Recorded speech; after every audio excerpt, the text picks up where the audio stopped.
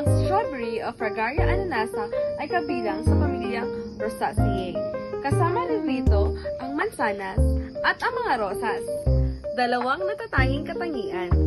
Una, ang mga dahon nito ay trifoliate, tatlong maliliit na dahon na may bingot-bingot sa gilid. Pangalawa, mga prutas mismo ay tinatawag na achenes, mga tunay na buto na makikita sa labas ng prutas, hindi sa loob.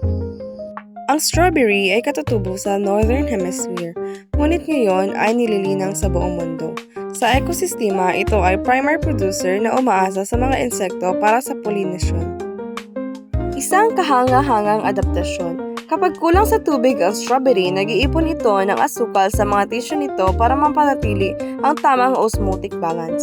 Parang natural na antifreeze na tumutulong sa plantang mabubuhay sa tagtuyot. Sa kabutihang palad, ang cultivated strawberry ay may conservation status na least concern ayon sa IUCN. Kaya sa susunod na kumain kayo ng strawberry, tandaan na ito ay isang halaman na may natatanging adaptasyon at may mahalagang papel sa agrikultura.